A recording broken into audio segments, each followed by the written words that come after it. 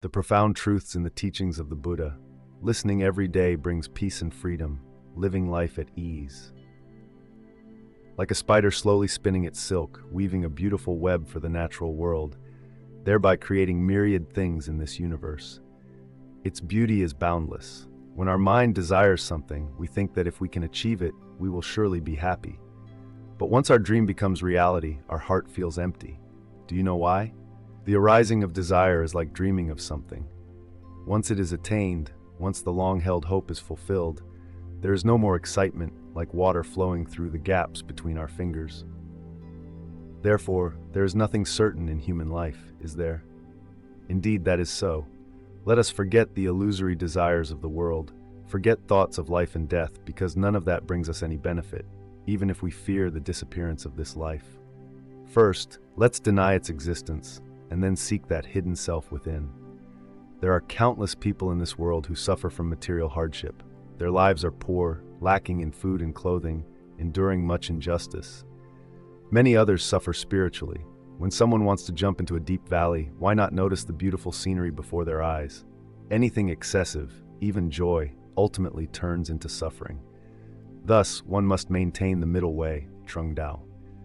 In so doing, you will clearly see the nature of all things and attain infinite tranquility for eons to come. Nowadays, we often observe and criticize others, expecting scriptures or scholars to wash away their sins, just like how we perform offerings or sacrifices. Yet we affirm that the cause of all sins lies in our own selves, and only we ourselves can open the door to liberation. Suppose someone wants to cross to the other side of the river. What should they do? I think if the river is shallow, they can wade across. If it is too deep, they could paddle a boat or swim across. But if he does not want to wade, does not want to swim, and does not want to row, then what? If he only prays to the gods, will the opposite shore appear at his feet? Such a person we call ignorant, a great fool. Likewise, if someone uses wisdom to subdue desire and ignorance, how could he not find the truth and the path of liberation? But if one only clings to prayers or sacrifices, one will forever remain where one started, never stepping beyond. Look at the ground beneath our feet, our foundation, and look at the blue sky overhead that grants us freedom. Our body dwells within it. What is called the supreme truth? It can only be experienced within oneself. It is to understand yourself thoroughly, to perceive that your true self has neither thought nor desire. Only by sensing and maintaining balance can you realize it. Once you master this, you no longer see the existence of all things as distinct. You do not feel any difference whether the weather changes or leaves wither from the trees. Can we sense that as well? Of course we can. Wisdom is present everywhere: the sun, the moon, the stars, and the Milky Way. This supreme truth is something everyone can possess. Blessed one, in meditation, what have you attained? I have attained nothing at all. I have simply distanced myself from anger and have freed myself from sorrow. I feel no anxiety, no fear of old age, and I have overcome death. My concern is for everything. Righteous action is like a spark in a forest. In order to sustain the flame, it burns everything in its path. The more it burns, the stronger it grows. Evil conduct is the same. Wrath, sadness, greed, and fear feed on our inner fuel, burning incessantly. Anger and greed keep burning until we escape from the cycle of rebirth. Suppose someone only focuses on material pleasures in life, working hard to gain wealth, but remains entangled in contradictions, becoming ever deeper in them, never satisfied, worrying day and night without rest. Once that wealth disappears, what then? If one can sever such attachments, one would not worry about the future nor carry the burdens of the past. Remaining calm, free, and mindful in the present, maintaining the middle way, one ultimately perceives the true joy of life. If a person has always abided rigidly by a certain principle, that person can lose the freedom of their spirit, becoming inflexible and lacking in adaptability. If one blindly adheres to biased views, believing only one's faith is the true truth while rejecting everything else, then there is no freedom of thought left, only dogmatism. At that point, people's minds become controlled and opposition arises naturally, leading to blind faith. Even having no faith at all can be a form of enslavement. Thought is immensely powerful. It can entirely dominate you. Yet, clinging rigidly to it is the greatest obstacle on the spiritual path. If you remain attached, the door to truth can never open. Mastering Oknyak, if everyone follows your teachings, will they still be bound? What I teach is derived from my own realizations. My path is not a set of rules, not scriptures or philosophy. It is a pure experience, which is also the impermanent truth. But if someone turns your path into a dogma, my path is for practice, not dependence or worship. Nor is it for those who do not apply themselves to genuine practice. All the knowledge I have shared is like a raft. It can be used to cross the river. But after we have used this raft to cross, do we still need to carry it on our heads? Yet I cannot help feeling a certain emotion. Emotions can be divided into three kinds: joy, sorrow, and tranquility. These three feelings always exist in our body and mind. Emotions, like a rising flame, surge up and then subside into calm. So what should I do first? First, observe the degree of your feelings. Understand them deeply. Seek out their source, whether it's joy or sorrow. Find where they come from. Once you find that source, you will discover that everything is emptiness. By emptiness, we refer to a sky so vast and clear. Though you see nothing in it, it encompasses all things, like a great veil. Continue to rely upon that to practice, and you will see the flames of old gradually subside.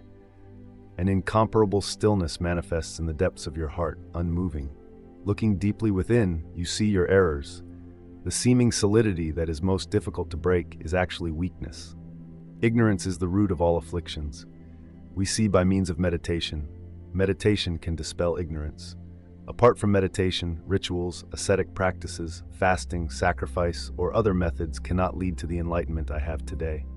I underwent extremely difficult trials. Desire, anger, delusion, greed, hunger, everything appeared before me. Yet my mind remained steadfast, unmoved. I once vowed that even if I had to sacrifice my life, I would still realize the supreme truth. Finally, I attained that ultimate truth. Please teach me this path to realizing wholesome dharmas. All things in this world merge into one essence. It's like a hidden thread we cannot see. If you diligently do good, like pouring oil into a flame over time, merit will follow you from life to life until you achieve enlightenment. Conversely, if you commit evil, you will endure suffering for many lifetimes. Thus, those causes will lead to downfall. But if you stay mindful in each moment, maintaining inner stillness and peace, you will find the middle way within, untouched by sorrow or happiness, free from the flow of karma. Through mindfulness, you will realize the impermanent truth. Yet your words contradict each other. You believe in future lives, but deny the existence of the self. If there is no self, how can there be a next life? What you say is correct, but these ideas do not conflict. No self, and there is a future life. How is that so? Have you ever seen a ripe mango? When we plant its seed, a tree grows and bears fruit. Isn't that the next generation of the mango tree? You ask if I am denying its nature, Venerable. Regarding the first of the Four Noble Truths, you propose that everything is suffering. Birth is suffering, death is suffering, and in life only suffering. Isn't that negative thinking? You are not wrong. But why does the First Noble Truth say that? Following that is the cessation of suffering, describing how suffering ends. First, I explain what suffering is, then I show people how to triumph over it. So how could that be entirely negative? Are you here to destroy this world, driving all young people to become monks? I am not here to destroy the world. What I want people to abandon are false pleasures, guiding them back to the root of life. This path demands courage. Only those of great bravery can walk it in this vast world. Holding a begging bowl in hand, each moment focusing on body and mind, is like walking on the tip of a blade. A child who remains unawakened can either uplift his family or cause them great harm.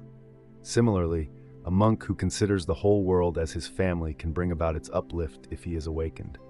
Yes, that is correct. You teach the principle of not killing. Soldiers turning into monks want to uphold justice, but they end up feeling guilty. That is correct, but not killing is a kind of transformation. Violence can never be extinguished by further violence. Only love can accomplish this. This is the law of nature. Everyone fears death.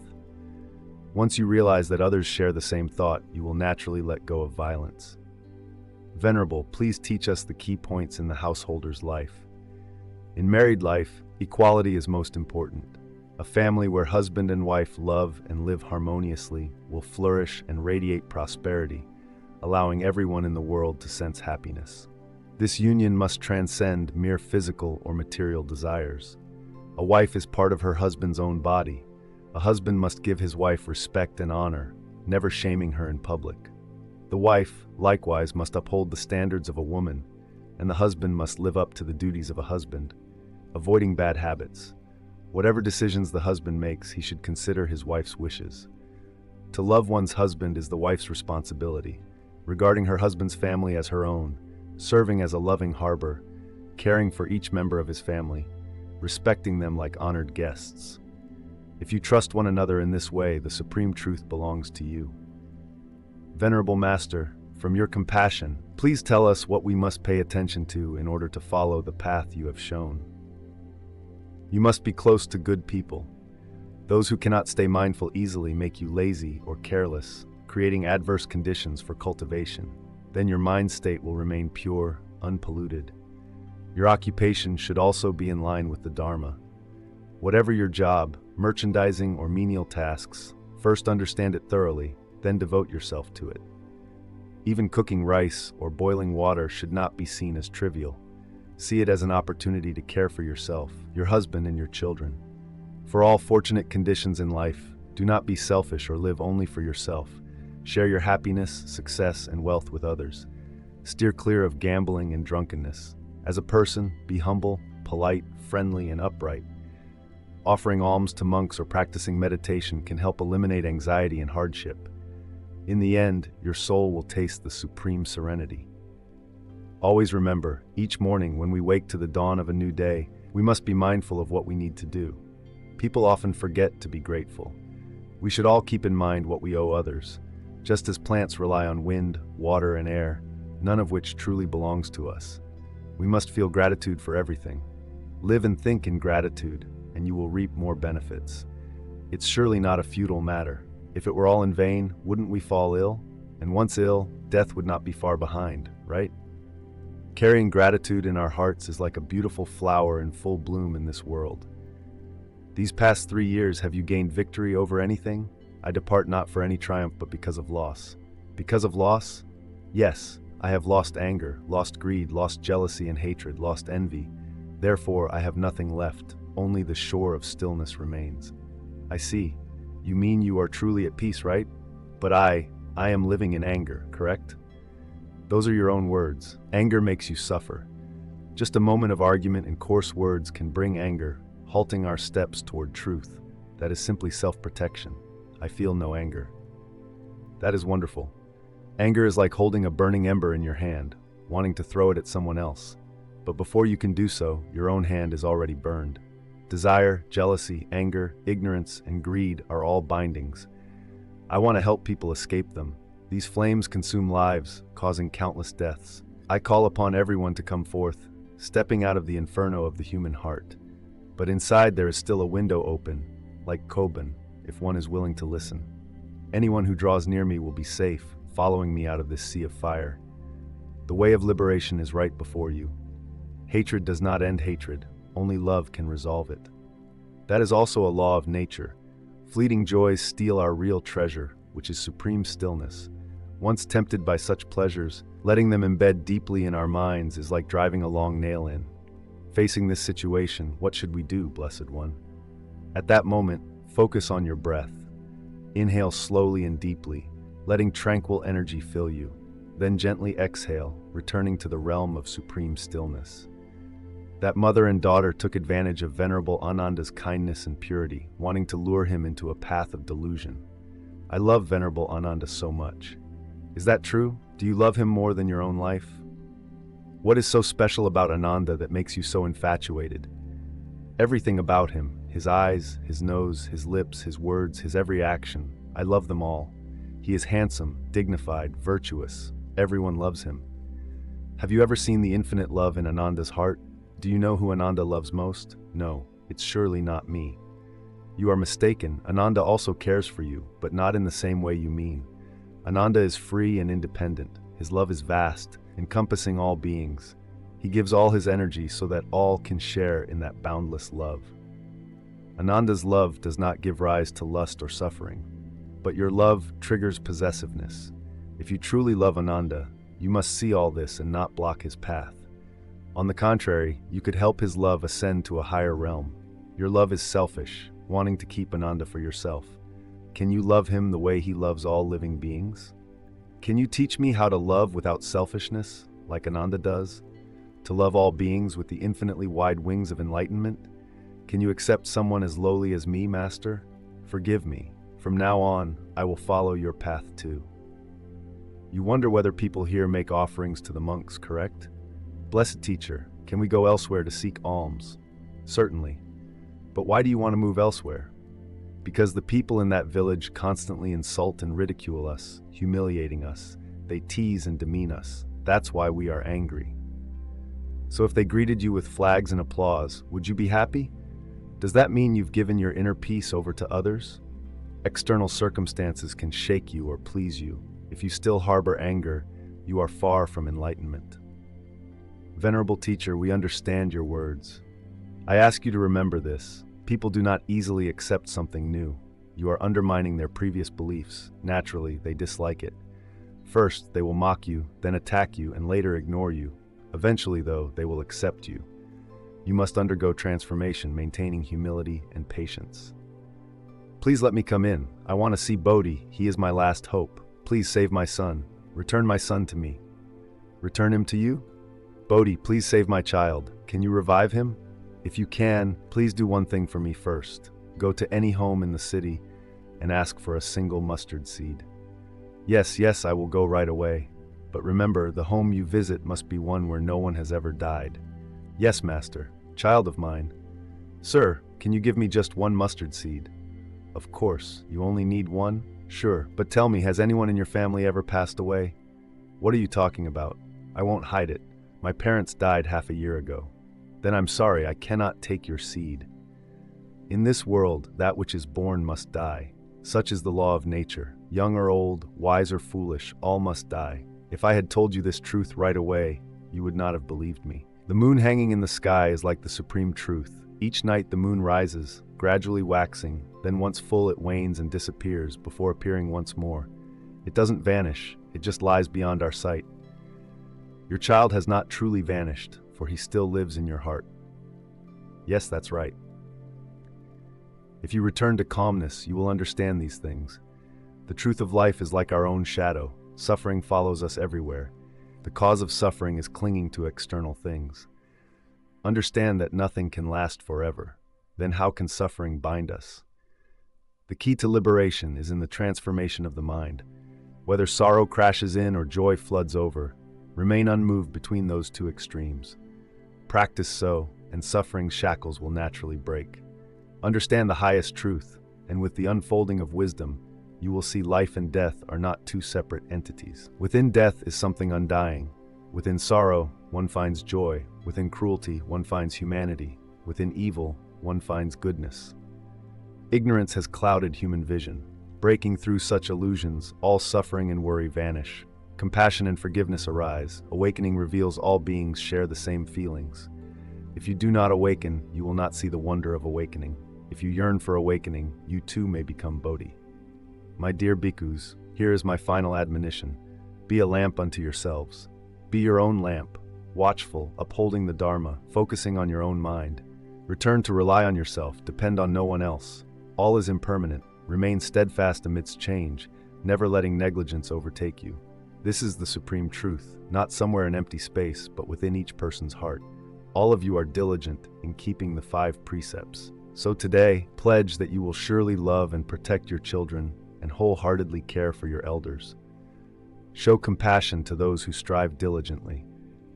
Toward the weak, however wrong they may be, act with lenience. Remember, you will find such opportunities everywhere in your daily life. Blessed Bodhi, sometimes we unintentionally do things against the Dharma.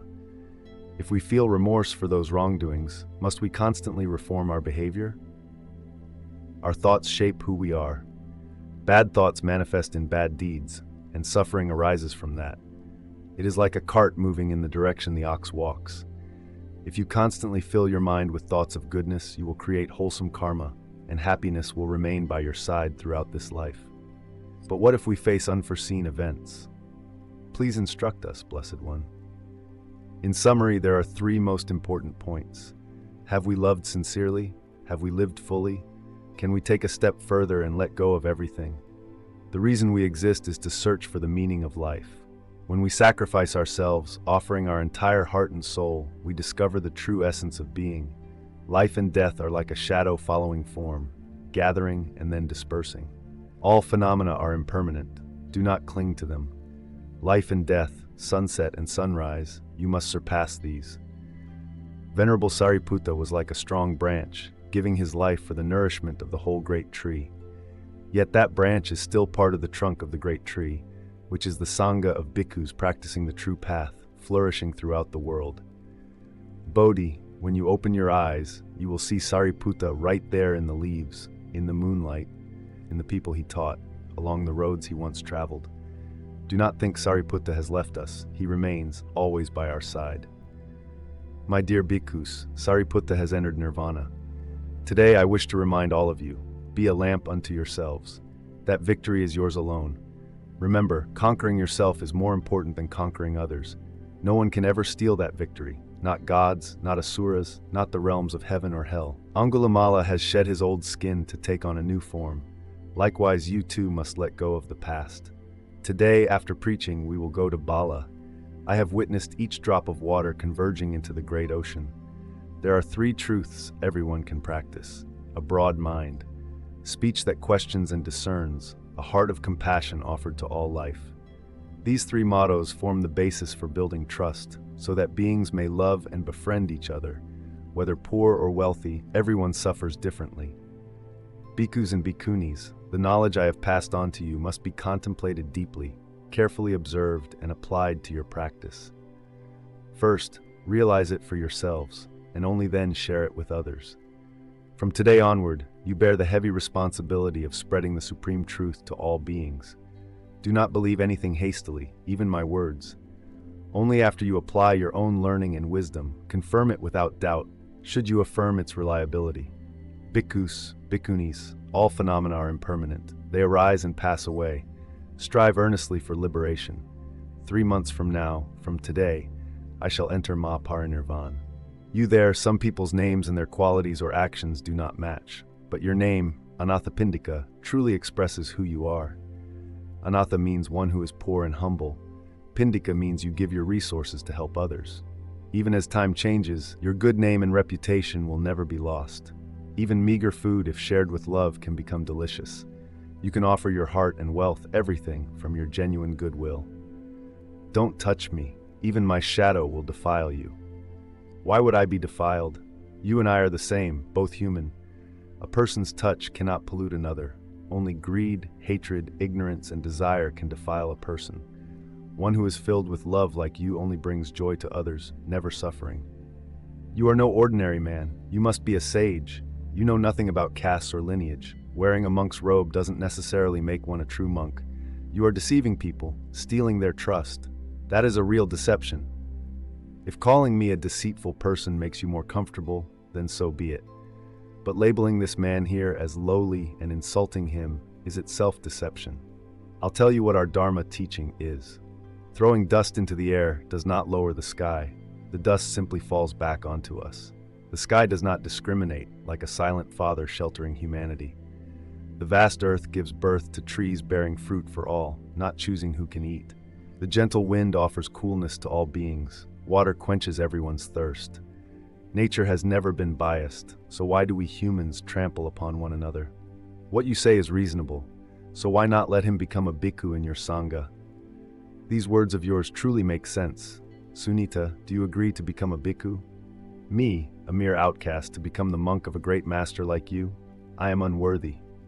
You have empathy for others' pain, making it your own.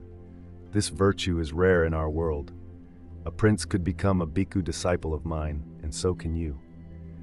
In your entire life, no one has ever spoken to you gently like this. Today, someone loves and cares for you. This is the first time you feel yourself to be human. May you not commit any wrong. No more wrongdoing shall occur. All humans have thoughts and can manifest their potential. rediscovering their own dignity. My teaching is the teaching of boundless love, welcoming all beings. The Ganges, Yamuna, Asiravati, Sarabu, Mahi, these rivers all flow into the great ocean, losing all distinction in name or nature. Likewise, if anyone is determined to leave home, practicing the true path, whether from a Brahmin, Kshatriya, Vaishya, or Shudra background, ultimately all those streams merge into the ocean of truth. The tears of every being are salty, and every being's blood is red. It is humans who create false prejudices to oppress one another. Today I will break those false beliefs. Sunita is an example, the first step in the living history of such transformations. Life and death are inevitable. Reflect carefully and remain constantly vigilant. Don't let yourself sink in desire. More so, live a peaceful, happy, and content life. This is the essence of the Dharma, the true meaning of existence. The truth neither arises nor perishes, neither begins nor ends, neither decreases nor increases. Only one thing remains, supreme stillness. Bhikkhus, always remember that a suspicious mind is a dangerous disease, dividing human hearts like poison that kills friendship. It is like a thorn piercing into our bones. Never forget that our thoughts shape who we are. I merely show you the way, you yourselves must walk it. The most fearsome enemy of humans is themselves. Our deeds are shaped by our thoughts. Good thoughts lead to good deeds. Negative thoughts lead to negative deeds. That is the law of nature. I have found the path to liberation. Now the door to blessings is open. This is everyone's treasure. I wish to awaken those lost in darkness, to stir their minds. Because of ignorance, there is suffering, confusion, anxiety, greed, anger, arrogance, delusion, jealousy, fear. All illusions arise from ignorance. Yet illusions themselves can contrast ignorance. Maintain the middle way. Do not lean too far left or right. Do not let your body starve, nor indulge in desires. Focus on the middle path. If you recognize evil as merely an illusion, all afflictions disappear. We then perceive love and tolerance. Both have the same origin. Perceiving this, enmity fades away. One who treats us harshly can be understood and forgiven. Once the door of wisdom opens, only compassion remains. In meditation, if the mind gives rise to delusions, wisdom can help us discern truth from phenomena, distinguish self from others. Yet precisely that discrimination leads us astray. Human beings are often bound by emotion. Greed is the reason we drift away from the truth, trapped in the cycle of birth and death. We fear illness and death, which only deepens our ignorance and fear. Thus, we must end all delusions. Once you transcend illusions, your life is freed from confinement, entering purity, tranquility, and peace. The Four Noble Truths are four exalted realities. The first reality is suffering. No one can escape it. It follows us like a shadow. The second reality is the cause of suffering: ignorance, greed, anger, sorrow, worry, fear, despair, and attachment to self. The third reality is the cessation of suffering: wisdom, a clear understanding of ourselves and life. This insight ends suffering, giving rise to peace. The fourth reality is the path that leads to the cessation of suffering, the Noble Eightfold Path, nurtured by alertness and mindfulness, culminating in concentration and wisdom, freeing us from all suffering. And what is that path?